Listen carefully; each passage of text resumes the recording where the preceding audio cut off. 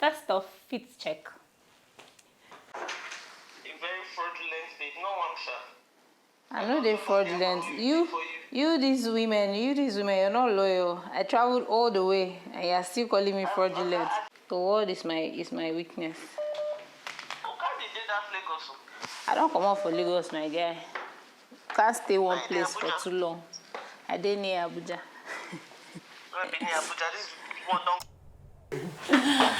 Hi guys from Kano, Nigeria. Welcome to my channel. Today we're going to explore the beautiful city, I suppose, of Kano. My first thought is very rowdy and it's very big, so I cannot wait to see all that it has to offer. If you're coming to Kano, you have to have a hat because I heard that it is hot. I don't have one. This is Boropos, but look at my face. I feel like it's giving the vibe of Kano, right? This is a gift from my friend Sebi, and they make these kinds of fabrics in Kano, and I'm going to go to the factory. That's one of the places that I'm most interested in visiting. There's a market that is famed to be one of the largest fabric markets in Africa. I'm going to go there. There's a dye pit. If you have seen the video from Morocco, I went to a tannery. So I'm going to another one here, and there's different settlements. There's like a more lively settlement. It's called, what's it called now? Remind me, what's it called? What do you mean why you don't know? Sabongari. So I'm going to, I'm at, I don't know where this hotel is. Farm City. Okay, so this hotel I'm staying right now is in Farm City. So I'm moving to Sabongari because I hear that it's more lively and it's more secular, so to speak. And I'm going to visit the mosque, the Emir's Palace, hoping that they let me in. And I'll visit, there's a wall, like a leftover wall, like a historical wall, something like what you have in Zaria. So that's somewhere else I want to go. I'm basically just exploring Kano as we always do. So sit back, relax, make sure that you subscribe if you haven't subscribed. Like, what are you waiting for? Subscribe, it's free. All you need to do is click the subscribe button and turn on the post notification so you get notified every time I show you exciting Nigeria. Welcome.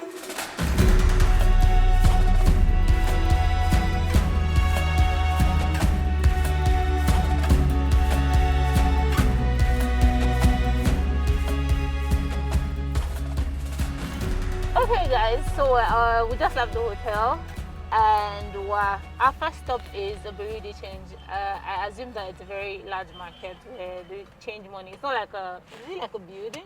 So it's like a mini market, and our next stop, like our first official stop for the touristy thing, is the Emir's Palace.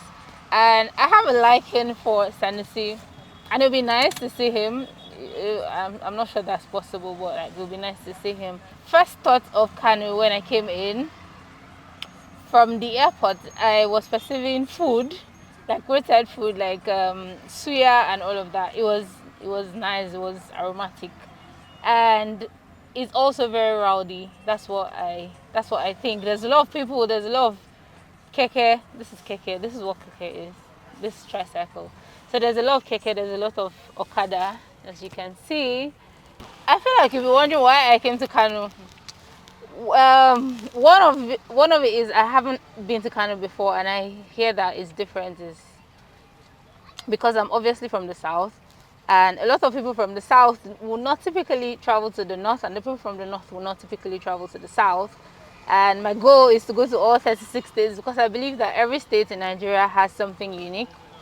And actually, I believe that every state in Nigeria has something unique, and it's an experience to see. I'm most interested in trying the food. They're completely different from what I'm used to, and I don't even know what it looks like, but I'm looking to try. And obviously I would make videos of this as well. That's part of the things that I wanted to do in Kano. And yeah, and then I'll take kunu. I knew kunu as a child. Like I've always drank kunu as a child. I think my mom used to make it. I think my mom used to make it because she lived in the north at some point, and I want to try it from the locals. Like, this is supposed to be like the home of it, so I'm looking forward to that as well. I'm excited. I'm sure that you can tell. And yeah, so let's get into this vlog. See you soon. Now got this to say.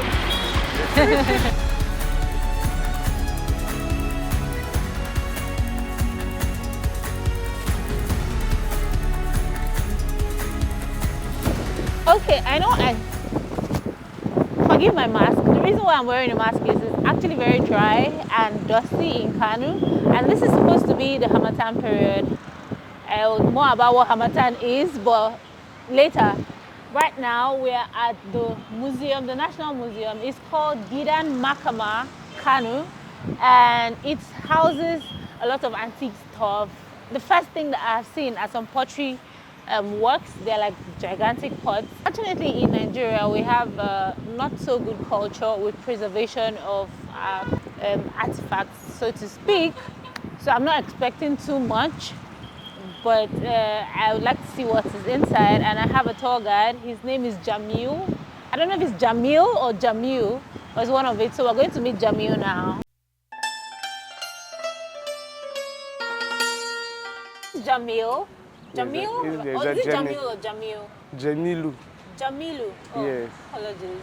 So this is Jamilu. He's going to take us around. He's going to tell us what the essence of this place is. But first, I saw this really interesting pottery work, and he said, because back in the day, the means of transportation, there were no cars, there were no planes, or bikes, or keke, all of the things that we've seen outside. So people mostly traveled with animals, and these pots were located along the way for people to drink water when they are thirsty. How do they get refilled? I do not know, but these were excavators, so to say, in 1975 from a site called Kabuga. Kabuga.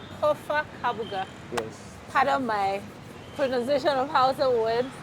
But yeah, this is as much as we can see of it. Obviously, some of it has broken apart because it's old. And one thing that I know about clay pots and water, there were no fridges back in the day. When it's hot, the pots are always cold. So if you fetch water from it, it's very refreshing. It's like you're drinking from a stream. Anyway, I'm talking too much. I'm going to let Jamil take over and he will show us what this place is and tell us what he needs to tell us. Yes. This house is built by Abdullah Burja for the first 584 years. This is the first Emir Palace in Kano. So that see how the entrance is? Yes. This was exactly. Yes, that is the Emir Palace. See how the entrance is? In Hausaland, we have 3 types of entrance. Okay. For the poor people, the richest, and from the royal family. Oh. See how the structure is. That is the Asian architect. There is no any iron or cement. There is only desert farm. Okay. So in Hausaland, any person that wanted to enter your house, if he's a man, he must stay at the entrance and can take an excuse to enter. But woman can enter direct. Okay, so I can go Yes, in we there. can go and show you the actual gate of Kano City wall. Let's come and show you that. These are the Kano City gates. We have almost 15 gates in Kano, but we display only 5. This is the Kofa Dukawiya, followed by Gadankaya. This one is Kofa Naisa. Well, this one is Kofa Kabuga, followed by Kofa Waika. Okay, so they've been displaced from their original position. Exactly. Okay. This Kofa Kabuga, before we call it Kofa Zaria, because before there is no any Zaria roads, any person that come from Kaduna, Abuja, Zaria follows through this gate.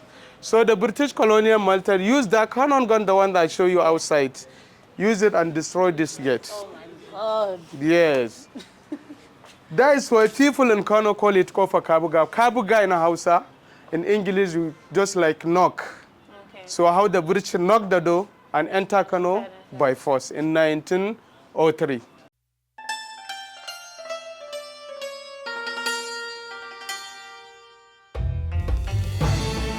Kano starting from Bagauda in the year 999.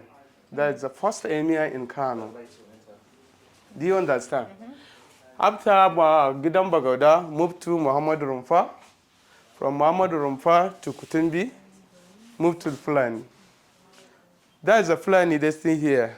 Okay. from Sarki Aliyu. Sarki Aliyu is the one. Usman Dan Fodio. Yes, when the Usman Dan Fodio entered in 1804.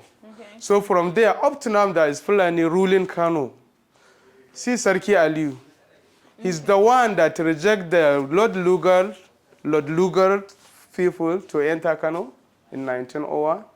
So when Lord Lugar come back in 1903, this Sarki Aliyu, she wanted to run to Sokoto. So before he reached Sokoto, there is one town, Ilela. From there, take him for exile to Lokoja and install one of his junior brother, that is Muhammad Abbas. Muhammad Abbas is grandfather of Ado Bayero. Okay. He's the father of Abdullah Bayero. You know that Abdullah Bayero is the father of Ado Bayero and is the father of Emir Sunusi the First. Okay. Emir Sunusi the First is the father of Emir Sunusi the Second. Northern Nigeria back in the day used to be our groundnut pyramids, so large quantities of groundnuts were grown in the north and exported, but not anymore.